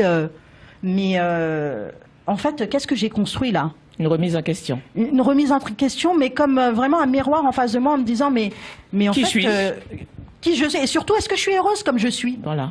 C'est ça la question qu'on doit se poser. Est-ce que je m'épanouis dans ma vie actuellement? Et la réponse était non. Et je me suis dit non, il faut que je fasse quelque chose parce que il faut que je m'épanouisse justement. On a besoin d'être heureux dans la vie. Sinon, comme l'explique Omar dans son livre, on peut aller jusqu'au suicide. Voilà, je pense qu'il va y avoir une pause publicitaire. Oui, désolé. Voilà, il est exactement 12h26, bien sûr, Radio Fanfan Musique, dans l'émission Caribbean People. Bouge pas, Radio Fanfan Musique. Vous êtes dans l'émission Caribbean People avec Miss Lynn et tous ses invités. Bonne écoute. Et oui, bonne écoute à vous tous. Il est exactement 12h30. Comme vous voyez le débat, et bien voilà, c'est un partage de nos invités. Omar, sans oublier aussi Anadad, voilà, qui défend très très bien Génération Caméléon. Et à ses côtés, celui qui est sage, voilà, il observe, c'est Cissé. Hein. Et sans oublier celui qui est l'habitué de la maison, Saïd. Voilà, je pense que vous appréciez comme nous, comme tous qui sommes justement rassemblés aujourd'hui, hein, pour ce super bouquin Anazad Amjad, la problématique du nom. Génération Caméléon. Voyez-vous que nous sommes en train d'évoluer la qualité de nos émissions et nous serons toujours là pour continuer à faire. Et l'honneur revient à notre cher sociologue Anazad. Que nous soutenons beaucoup, et puis je pense que l'ouvrage qu'elle vient de mettre en place va beaucoup aider. Allez chercher cet ouvrage, c'est Génération Caméléon aux éditions Bréal. Et donc, lisez, c'est un livre qui se lit facilement. Amazon. Et je pense que, oui, vous tapez sur Amazon, la Fnac, partout, vous aurez. Et merci à vous. Et bonne continuation à tous. Merci à toi, Cissé. À bientôt. Merci, à bientôt. Merci. Voilà, tout le plaisir était pour moi de recevoir Cissé dans l'émission Caribbean People. C'est la dernière, avec un plateau vraiment avec des questions que beaucoup d'entre vous se posent et dont je pense Anazad vous a un petit peu éclairé sur certains points. Oui, j'espère en tout cas vous avoir éclairé et pour vous éclairer davantage, comme le disait Cissé, allez acheter Génération Caméléon, vous en saurez beaucoup plus. Et surtout, ce que je voulais dire, c'est que en écrivant ce livre, moi, ce que je voulais avant tout, c'était vraiment ça, aider les gens. C'est ce que je fais aujourd'hui. J'étais dans la finance initialement et je me suis reconvertie en tant que sociologue pour accompagner les adolescents en tension familiale et en décrochage scolaire, ainsi que leurs parents, mais aussi les adultes qui sont en perte de repères et en quête de sens, où il y a une véritable demande. Il y a cette problématique-là aussi de comment s'épanouir dans cette vie. C'est ça aussi le fond du sujet. Et j'ai mis en place tout un programme. Donc c'est 12 étapes dans ce livre. C'est aussi une méthodologie. Ça permettra déjà de vous donner des clés. Surtout pour les jeunes ou bien les personnes aussi qui sont en dépression, qui savent tout à fait. Vraiment c'est ça. C'est ça. Alors ce livre, il a été vraiment écrit pour tous et c'est le retour que j'ai. La délinquance, la violence. Tout. C'est-à-dire que moi j'étais limite de la délinquance, donc je peux en parler. Voilà. Et j'accompagne des jeunes qui sont dans ces problématiques-là. Et d'ailleurs, ils sont très contents parce que j'interviens comme la grande sœur. Auditrice, pourquoi Anazad justement défend justement la génération Caméléon, parce que comme elle disait, comme quoi elle était au bout de la délinquance. Oui, j'ai jamais véritablement plongé, mais j'ai pas basculé, mais j'étais. Oui, et puis on va dire j'étais limite. Et comment j'ai réussi justement à rectifier ma trajectoire et trouver ma place dans cette société. Et ce que je voulais vous dire aussi, c'est qu'à travers ce livre, chacun d'entre nous, quelle que soit son origine, donc une origine bien sûr d'un autre pays, mais aussi française d'origine, il va trouver un bout de lui dans ce livre. Il va comprendre, parce que le 7e sens de l'adaptation, tout le monde l'a. C'est pas une question de couleur de peau ou quoi que ce soit. C'est en nous. C'est comme si vous me dites voir, est-ce que c'est une question d'origine? Non. Sauf que on va s'adapter de manière différente. C'est ça. Et l'idée, c'est de comment pouvoir s'adapter de manière bénéfique pour soi, mais aussi pour son entourage. Parce que c'est important. Alors, on parlait tout à l'heure des parents, mais les parents, c'est notre première source de reconnaissance. On a non seulement d'accompagnement, c'est-à-dire de socialisation, mais aussi de reconnaissance. C'est-à-dire que notre entourage, ce que j'appelle notre entourage significatif, c'est-à-dire nos parents ou ceux qui en font office, ça va être notre base pour nous reconnaître. On a besoin d'être reconnu par ses parents, quoi qu'on en dise. Et c'est pour ça que je disais, si ça joue, notre héritage identitaire familial, il joue bien évidemment. Parce que aujourd'hui, moi, les décisions que je vais prendre, elles vont être aussi en fonction de ce que veulent mes parents. Parce qu'on a intégré ça depuis qu'on est tout petit, même si on se bat contre. Mais c'est là, à partir du moment où on se bat contre, c'est que c'est important.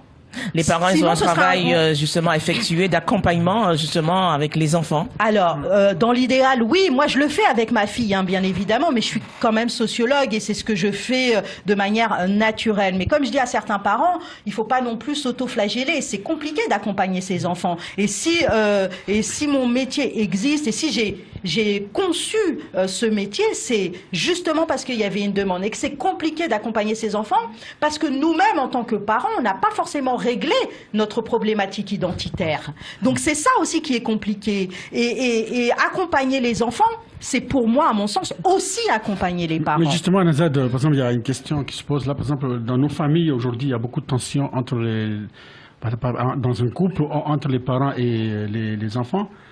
Est-ce qu'il y a des tensions? Est-ce qu'on peut faire appel à Nazad? Bien sûr, mais c'est ce que je disais là justement, c'est que mon métier, je l'ai vraiment construit, créé pour ça. Pour apaiser ces tensions. C'est ça, parce que je l'ai tellement vécu que je me suis dit, il faut aider ses parents, il faut aider ses enfants, parce que on ne naît pas, quand on est enfant, on ne se dit pas, plus tard quand je serai grand, je serai délinquant. Alors une autre question, un couple, par exemple, un du sud, par exemple de Mali, de Mauritanie, qui vit avec une Française dans un bled, un petit bled par exemple, et nous on a une culture, c'est-à-dire que quand nos parents sont à côté, on va tous les jours, c'est-à-dire la maman est là, vous habitez à Blanc-Ménil par exemple, vous allez tout le temps vous téléphoner, et parfois l'autre culture, c'est une fois tous les mois ou tous les 2 mois qu'on va aller chez la famille, et parfois il y a des tensions comme ça, parce que la femme dit oh monsieur non, c'est fini. Tu vas une fois voir ta maman, sinon divorce et tout ça. Qu'est-ce que tu en penses de ça? Donc ça, c'est cet outil mais c'est aussi une adaptation, c'est-à-dire c'est l'outil que j'appelle, la double transaction pour soi et pour autrui. C'est-à-dire qu'est-ce que d'abord moi je veux, et ensuite qu'est-ce que l'autre veut. À partir de là, on va essayer de trouver un compromis qui ne va pas me léser complètement, c'est-à-dire un compromis équilibré, et qui ne va pas non plus léser complètement l'autre. Mais forcément, il y aura des concessions à faire. C'est-à-dire qu'il ne faut pas se dire « je vais tout gagner », parce que quand vous allez tout gagner, vous allez beaucoup perdre finalement. Il faut toujours trouver ce compromis équilibré et savoir que vous allez faire un sacrifice, mais il ne faut pas que ce sacrifice vous pèse. Il ne faut pas que le compromis il soit trop en faveur de l'autre ou trop en sa défaveur, parce que sinon, vous allez perdre, quoi qu'il en soit. Donc, la communication, elle est très importante. Susciter l'adhésion de l'autre, ça c'est aussi une stratégie du caméléon que j'ai développée dans mon livre. Susciter l'adhésion, c'est quelque chose qui est utilisé aussi en management, l'adhésion de l'autre. Et c'est important d'abord de susciter l'adhésion plutôt que d'imposer. L'imposition ne marche jamais. Jamais. Alors, comment il faut favoriser certains liens? Eh ben, comme je le disais, là, non seulement il y a la communication, mais moi, je suis là aussi pour ça. C'est-à-dire qu'aujourd'hui, mais oui, non, mais c'est vrai parce que moi, je suis appelée par des parents qui me disent on n'arrive plus à communiquer. Donc parfois, je joue aussi le rôle de médiateur. Aujourd'hui, c'est difficile de communiquer avec nos enfants. Elle donne des solutions quand même. Elle donne des solutions. Voilà, il y a des solutions dans le livre. Je posais la question, est-ce que maintenant c'est difficile de communiquer justement avec nos enfants? Allez, vas-y, Omar. C'est intéressant ta démarche et ton livre. Je suis très content de te rencontrer parce que je vis énormément de tensions, notamment dans le milieu scolaire, donc au collège. Et bien souvent, on est un peu démunis, un peu désemparés, on ne sait pas comment régler ça. On n'est pas sociologue forcément. C'est ça. Et le truc, c'est que nous, ce qu'on trouve souvent comme solution, c'est, et ça c'est quelque chose qui se développe de plus en plus ces derniers temps, c'est ce qu'on appelle dans le jargon la médiation par les pairs. Donc on va essayer de sensibiliser les enfants, certains élèves qu'on va sélectionner sur différents critères. on va cibler certains élèves sur différents critères, donc on les forme à ça. C'est-à-dire que eux, ils ont la charge quand même, à chaque fois qu'il y a tension entre différents élèves, de repérer déjà les tensions, parce que c'est pas toujours visible d'un premier abord, donc de distinguer, de repérer les tensions, et ensuite essayer de confronter les deux versions, parce que vous savez que quand il y a tension, il y a forcément deux divergences, deux versions qui divergent. Donc ils vont essayer, ces enfants-là, ces élèves-là, de repérer ces tensions, et ensuite discuter directement, eux, en tant qu'élève, d'élève à élève, avec eux. Donc, bien souvent, ça passe mieux, beaucoup plus que si j'avais à intervenir, moi, l'adulte, parce que de toutes les façons, que ce soit sur ce cas précis ou sur un autre cas, j'aurai toujours le visage de l'autorité. Alors, souvent... C'est vrai, mais juste, pardon, Omar, juste une chose, c'est que les professeurs, justement, ils sont pas formés. Il n'y a pas de formation pour l'accompagnement à cette... Voilà. Et puis surtout, à cette nouvelle problématique de la crise identitaire. On l'a pas identifiée réellement. Donc, les professeurs, ils ne sont pas formés pour gérer ce conflit-là. Et c'est pour ça que, d'ailleurs, moi, je vais mettre en place des choses dans les écoles pour intervenir. Et ces choses qui disparaissent, justement. C'est ce que je disais en introduction, c'est qu'en France, on a pris du retard, par exemple, sur le monde anglo-saxon, sur les États-Unis. Parce que vraiment, dans le monde anglo-saxon, les États-Unis, et ça a été fait, mais en amont et en aval, en profondeur, depuis l'école de Chicago, entre autres, au début du XXe siècle. Ici, on est encore un peu en retard.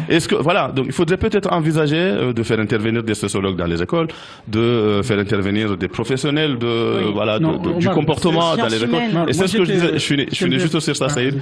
C'est ce que disait justement avant toi, une pédopsychanalyste très, très réputée, très connue, qui est Françoise Dolto. Oui. Donc elle disait, et malheureusement, elle n'a pas été beaucoup invitée, curieusement, elle n'a pas été beaucoup invitée dans les écoles. On parle beaucoup d'elle, on lit beaucoup ses œuvres, elle est très excellente à ce niveau-là. Mais elle n'a pas été beaucoup invitée. Et elle dit systématiquement que, justement, ce que tu disais tout à l'heure, donc la clé de tout ça, c'est la communication. Oui. Il faut trouver, parce que, en fait, bien souvent aussi, quand on s'adresse à des jeunes, on se dit, bah oui, ça reste un jeune, donc lui, il est un peu limité, ce qui est une erreur de mon point de vue. Donc, ce qu'il expliquait, François Dolto, c'est qu'il faut communiquer avec ces jeunes-là, parce que, loin d'être ignares ou ne pas maîtriser les choses, ils comprennent parfaitement ce qui se passe, le monde qui les entoure. Donc moi aujourd'hui je plaiderais pour que on ait des intervenants extérieurs dans les écoles, parce que aussi le problème qui se pose c'est que d'accord, moi je peux apporter un élément de réponse à cette tension-là à mes élèves par exemple. Je suis pas formé pour, mais je n'en demeure pas moins adulte, de par l'expérience ou de par les connaissances, je peux apporter quelque chose. Mais le problème c'est que l'élève me voit tous les jours.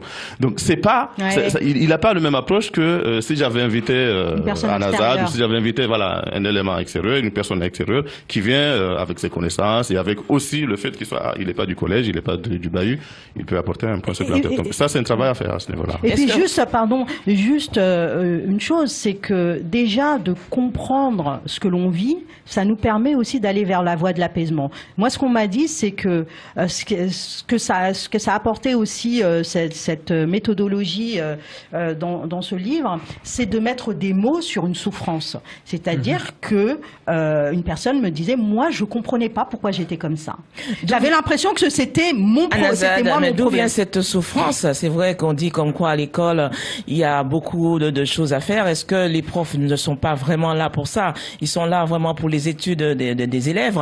Est-ce qu'à la maison, il y a un travail des parents approfondi qui doivent jouer le rôle important sur l'enfant? Bien sûr. Que l'enfant est en souffrance. Tout à fait. Est-ce qu'à la maison, l'enfant est épanoui? Est-ce qu'il n'y a pas une souffrance aussi? Mais de toute façon, oui, bien sûr. La crise identitaire, c'est l'un des facteurs, mais c'est pas le seul. Hein. Voilà, c'est bien évidemment. Mais quand j'interviens, moi, j'interviens à domicile d'ailleurs. J'accompagne aussi les parents et on met en place des outils ensemble pour comment mieux communiquer avec l'enfant, comment mieux travailler aussi avec l'enfant pour pouvoir mieux l'accompagner. Si le travail il n'est pas fait avec les parents, c'est beaucoup plus compliqué. Et si les parents sont un petit peu perdus, comme on dit, c'est ça. Dans la société, c'est pas évident. C'est pour ça que j'accompagne aussi les parents. C'est important de les accompagner. Après, malheureusement, parfois, les parents sont aussi véritablement perdus. Donc, il faut prendre aussi en compte ça et se dire que même si les parents sont perdus, il y a des moyens d'accompagner l'enfant et d'apaiser ses tensions et sa souffrance. Je veux dire, même si les parents ne sont pas là, il y a des moyens aussi. Hein. Oui. Voilà, moi, je m'en suis sortie toute seule, entre guillemets, parce qu'on s'en sort jamais seul. Oui. On a ses ressources. Mais le fait déjà que lui, l'enfant comprenne que, par exemple, il a une identité hybride, que ces tensions viennent de fait qu'il a des identités en opposition, qu'il vit une crise identitaire, par exemple. Ça peut être ça, hein, ça peut être autre chose. Déjà, ça va l'amener à mieux se comprendre. Le fait de se comprendre, ça va l'amener à s'apaiser. Moi, je pense, tu vas accabler les profs certainement, mais on se comprend. Bien sûr. Je pense que le problème est beaucoup plus profond que ça. Il est sociétal. Regardez ce qui se passe sous la Troisième République en France. Donc il y a un problème aussi qui est d'ordre un peu philologique, étymologique. Ça peut paraître superficiel, mais ça reste profond à mon avis. C'est que sous la Troisième République, on parlait d'instruction publique. Donc l'enfant était amené à l'instruction publique. Il devait être instruit par l'enseignant qui avait une autorité telle, bien définie, qui était en face. Aujourd'hui, on parle d'éducation nationale. Donc, vous voyez, rien que le concept, ça en dit déjà long. Puisque l'éducation nationale, de mon point de vue, l'éducation est censée être assurée par le parent à la maison. L'enseignant en face, il transmet. Donc, il fait de la transmission. Il instruit l'enfant. Donc l'instruction publique, ça reste adapté. Donc à partir du moment où on a intégré dans nos mémoires collectives que l'enfant doit être éduqué à l'école, donc on assiste à des démissions de la part des parents. Moi, j'ai eu des parents qui m'ont dit clairement... Cette question-là, je voulais te poser. Oui, non, mais je m'attendais, c'est pour ça que... T'as pris la parole. Oui. Donc j'ai eu des parents, par exemple, qui me disent, oui, mais vous, éduquez l'enfant. Vous nous appelez parce que l'enfant a fait telle chose, pourquoi vous l'éduquez pas? Non, madame, parce que c'est pas mon rôle. Je suis pas là pour éduquer l'enfant, je suis là pour l'instruire. Donc il y a aussi... est-ce qu'il n'y a pas aussi un problème de conceptualisation à ce niveau-là? À mon avis, si. Puisque déjà, un exemple aussi qui parcourt ma tête, c'est que je travaillais à l'époque ici même, à Épinay-sur-Seine, et il y a un parent, lors d'un conseil de classe, qui dit, oui, mais vous vous étonnez que les élèves soient agités dans ce bahut, mais regardez comment s'appelle le collège. Évariste Galois. Évariste Galois, c'était un philosophe, mathématicien, tout ce que vous voulez, mais il était extrêmement agité quand il était élève. Il dit, oui, mais il y a une corrélation entre le fait que lui, il était agité, il était à la limite de la délinquance. Et vous appelez le collège comme cela. Certes, il a été savant par la suite, mais regardez son parcours. Mais donc, à mon avis, il ne faut pas négliger aussi ce côté-là, le concept. Ça a un sens. C'est pour ça, tout à l'heure, que j'avais du mal avec le mot culture que tu utilisais un peu. Moi, j'utilise l'identité dans le... L'identité aussi. L'identité aussi, c'est pour ça. Voilà, je m'y attache beaucoup. De parents d'élèves dans des quartiers sensibles où à 75% des enfants sont issus de l'immigration. En fait, quand ce qu'il dit Omar, il a raison, c'est-à-dire que les parents pensent que l'école doit faire tout. Voilà. Par exemple, les jeunes qui viennent pour enseigner, les nouveaux jeunes, ils n'ont pas une formation psychologique, pédagogique pour venir dans ces quartiers difficiles. Parfois, qu'est-ce qui se passe? Qu'est-ce qui se passe? Soit ils démissionnent, ils ne viennent plus à l'école, ils sont dans les maladies. Et c'est, comme il dit Omar, maintenant les jeunes qui viennent dans ces quartiers, parce qu'ils vont trouver un colosse de troisième, un Mactézone, lui déjà il a peur du gars. Ce qui fait qu'aujourd'hui, ces quartiers, déjà les parents qui sont là, la plupart sont illettrés. Pour eux, c'est l'école qui doit faire tout.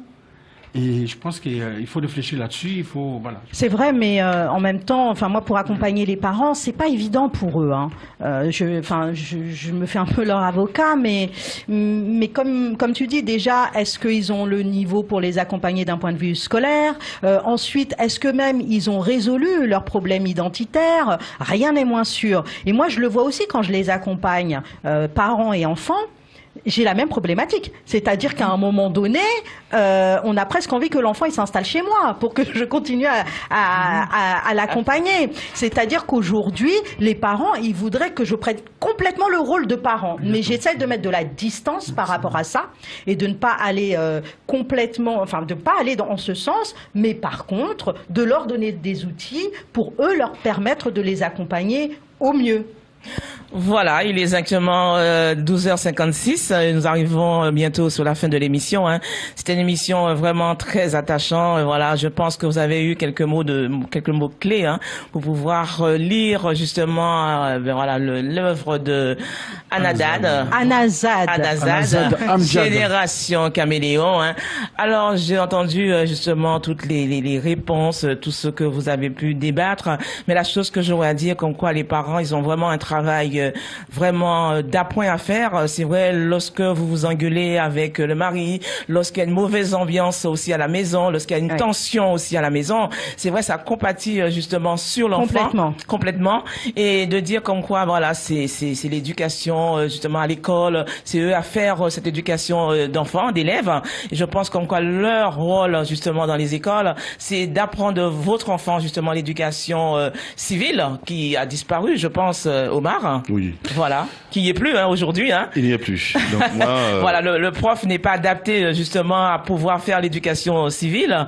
Voilà, c'est à vous les parents de faire votre éducation à vos enfants. Et aussi, peut-être que vous avez un mal d'identitaire qui est en vous, que vous avez du mal justement à transmettre à vos enfants. Une identité plus apaisée. Plus apaisée et d'apaisement surtout à la maison pour pouvoir que vos enfants puissent s'épanouir un petit peu plus. C'est ça. Peut-être. On a quelques minutes encore. Oui, quelques minutes, bon, juste 3 minutes. C'est que la problématique, elle est plus réelle. Je veux dire que c'est un travail d'équipe qu'il faut pour en harmonie, éduquer ces enfants-là. Oui, bien sûr, en harmonie. Et l'équipe de l'éducation nationale, bon, les enseignants, mais aussi tous les adultes des milieux scolaires, mais aussi les parents. Et malheureusement, aujourd'hui, il y a une rupture qui est évidente entre nous, le corps enseignant, et les enseignants. Bien souvent, quand on appelle une maman d'élève, un papa d'élève, c'est pour lui annoncer, et ça c'est une faute aussi de notre part, c'est pour lui annoncer que l'enfant n'a pas respecté telle chose, et en face on heurte à une résistance qui est souvent farouche. Oui, il n'a pas fait ça, mais c'est de votre faute, c'est là. Donc il faut aussi essayer de trouver un apaisement à ce niveau-là, hein, parce que c'est le mot d'ordre d'aujourd'hui, entre les enseignants et les élèves, parce que nous ne sommes pas les ennemis des élèves, et inversement. Bien que pour les élèves, nous sommes des ennemis, parce que nous incarnons l'autorité, et ainsi de suite. Je ne sais pas. Bon, Saïd, tu avais voulu parler de... Non, mais en fait, c'est beaucoup mieux celui-là. Par rapport à... Moi, j'ai dit seulement, j'ai lu le livre, un livre qui permet à toutes ces générations de comprendre devant ton micro les problématiques et les aider aussi à s'adapter. Voilà. Et c'est un livre qui pourra aider toutes ces générations de s'accepter pour le mieux vivre ensemble, franchement. C'est ça. Et puis, on parlait des professeurs. J'en parle dans la conclusion de mon livre parce que c'est quand même aussi une véritable problématique. Et à mon sens, le gouvernement n'a pas anticipé cette crise identitaire-là et n'a pas mis assez de moyens en place dans les écoles pour y répondre. Et comme le disait Omar, c'est vrai que les intervenants extérieurs sont à peine présents dans les écoles. Et c'est important qu'aujourd'hui, on puisse, en tant que sociologue, psychologue, etc., intervenir dans les écoles, faire des conférences pour mieux comprendre ces problématiques-là, non seulement auprès des professeurs, mais aussi auprès des jeunes et aussi auprès des parents. C'est-à-dire qu'il faut toujours associer les parents dans ces conférences pour qu'ils comprennent mieux la problématique de leurs enfants et leurs problématiques à eux aussi pour accompagner leurs enfants. Voilà. Si je peux rajouter un mot, Monsieur Cissé m'a dit éventuellement il faudrait que vous reveniez à votre livre, savoir où on peut trouver ce livre, de mettre problème éventuellement vraiment sur le livre. Ah oui, si, c'est ce qui, avant de partir, il m'a dit, voilà, il m'a dit à ce moment-là, il faut savoir où vous allez trouver votre livre à vous, et aussi Omar, où trouver son livre. Alors ça s'appelle Génération Caméléon, savoir maîtriser son 7e sens pour un épanouissement personnel et professionnel. Et vous pouvez le trouver dans toutes les librairies et sites en ligne, à la Fnac, Amazon, Cultura, Décitre, librairie Studirama, etc. Et il est vendu pour la modique somme de 13,90 €. Alors une deuxième question, est-ce que vous êtes très libre éventuellement de faire une conférence, ne serait-ce aller dans les écoles? Bien sûr, je suis bien sûr. tort, et au contraire, plus on va entendre ce discours-là, plus il sera connu. Là, j'ai fait une conférence, alors qui était plus axée sur la problématique de la génération, de la réconciliation des générations entre enfants nés en France de parents comoriens et leurs parents, justement. Donc là, j'étais intervenue à la mairie du 2e arrondissement pour ces problématiques-là, et c'est là aussi qu'on m'a dit enfin on parle de ces sujets-là, parce que on n'en parle pas assez de ces tensions qu'on a par rapport à nos parents, par rapport à ce qu'ils nous inculquent, par rapport à aussi la trajectoire qu'ils veulent nous voir suivre quand nous-mêmes on a une propre trajectoire. Donc conférence volontiers. D'accord. Suite éventuellement qui fait que finalement, justement, étant petit, vous avez déjà eu éventuellement ce côté caméléon en vous. Bon, c'est ce que je voulais dire. Mais c'est pas pour une question. Maintenant, monsieur Omar. J'ai développé quand même. Voilà. Côté caméléon.